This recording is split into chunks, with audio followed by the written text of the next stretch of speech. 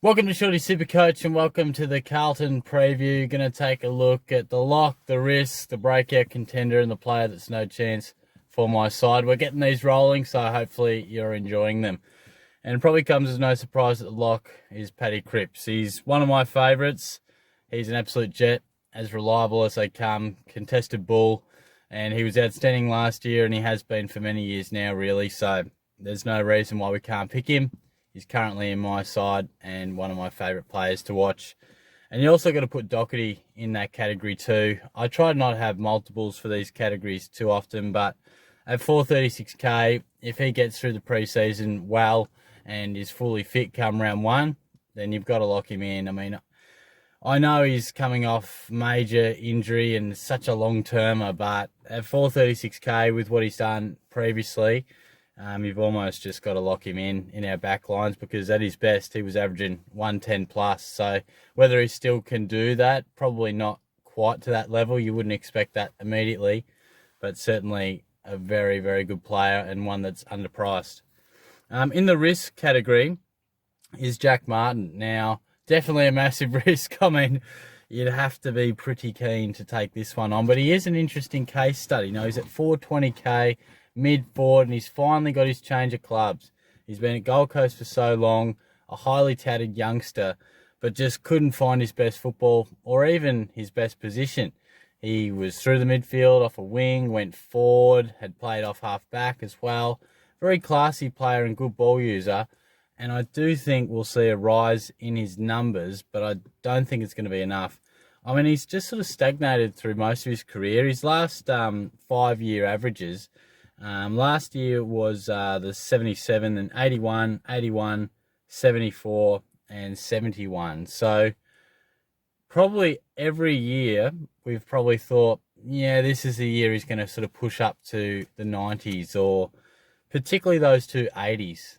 Those averages we probably thought, yep, next year going to be the one for Martin, but it hasn't been yet. So he's probably more one for your draft. I think I read an article that he is training with the Ford group. I thought he might get an opportunity through the midfield, which I thought, might make that reward a little bit more tempting for the risk. But if he's just going to continue to play forward, then that's not overly friendly for us. And I think anyone looking at him has seriously got some guts. So let me know what you think. Breakout contenders, I've got Sam Petrevski-Seton. Now, he's at 443k. Can be selected as a defender and a mid. Obviously, the defensive element of that intrigues us. And the reason he got that was because probably the second half of the season, certainly large portions of that, he was taking the kick-ins and using his reasonably good ball use. I didn't think he was a great ball user, but he seemed to really be quite a good distributor off the back half. Now, he is a quality player, former very high pick. What was he, number 5 or 6 or something like that, if my memory serves me correct? And obviously being a midfielder. Now, will he continue to play that defensive role? Probably not, with Doherty coming back in the team, and you've got Newman as well and a couple other guys. I would imagine that we will see his best football as a midfielder. Definitely think that. Whether it will be this year and whether we can see a big enough rise in his numbers, we'll have to wait and see. I definitely think he'll be a player. He's got a bit of grunt, and I think he will be a good player for our sides down the track. But at this point in time, I'd have to be steering clear. Mainly just because I think in our defenders, we've got a lot of options. There's a lot of quality. I look at our forward line, it's tough to pick. But if you look at our defenders, just off the top of my head, you've got Lloyd, Sicily, Williams. You can go with Laird. You've obviously got Doherty, Caleb Daniel. I've probably missed a few that you like as well. But you've got a lot of reliable premiums. And you've also got the likes of, sort of Hunter Clark and obviously I mentioned Doherty, who is on that cheaper sort of same price range. So I'm not sure old SPS is probably going to put his hand up too high, but you might be tempted if you're a big fan of him. And I wanted to just throw in Paddy Dow as well. Now, you're not going to pick him. He's 295k. Yeah, we can get him as a forward. He's one of my favourites, I must say. Now, I know he hasn't always been the cleanest and best ball user for the Blues, and probably has had Carlton fans pulling their hair out at times with how poorly he has finished off some of his good work, because he does win the ball well. But at times last year, I felt he was played out of position, even went back to the VFL. But he's an inside mid, no doubt about it. I really think he can boost his game quite a lot and not be one of the absolute jets of the competition next year, but I definitely think we can see a significant rise in his numbers.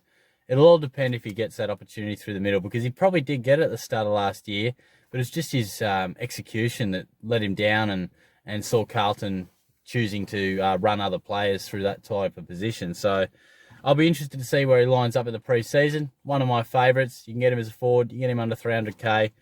I wouldn't be endorsing him as a selection just yet, but certainly keep him on your radar. And who's no chance for my side? Cade Simpson. Sorry, Cade, but you've been an absolute warrior for a long time. Super reliable. Very, very reliable. You could almost lock him in for 90 plus, probably even 95 plus average for a lot of his career. But he's nearly 36, and at 442k, we saw the first real drop in his numbers last year. He went from that 2018 average of 105, where he really cashed in on the fact that Doherty wasn't there and really stepped up to the plate. But last year he went down to 81.5. So I think at that age, we ain't seen a spike in his numbers now, let alone the fact that Doherty will return, and a fellow like Nick Newman is really taking on a great rebounding role and seems to be one of the main men back there for the Blues. So Simpson has been one of the very best fantasy players for a long, long time, but I think we'll just see him go into the twilight stages of his career, which has been a bloody long career, but I think you wouldn't even think about it. But that's all I've got for Carlton. If you think I've missed anyone, certainly let me know. I'm hoping to smash through these club previews and get them done probably by somewhere in the 20s of January. You know, I want to sort of get them done in 3 or so weeks. So we'll be looking at almost doing one a day, but we'll see how we go. So let me know your thoughts on any Carlton players that I've either missed or some of the ones I've discussed, and I'll catch you soon. Cheers.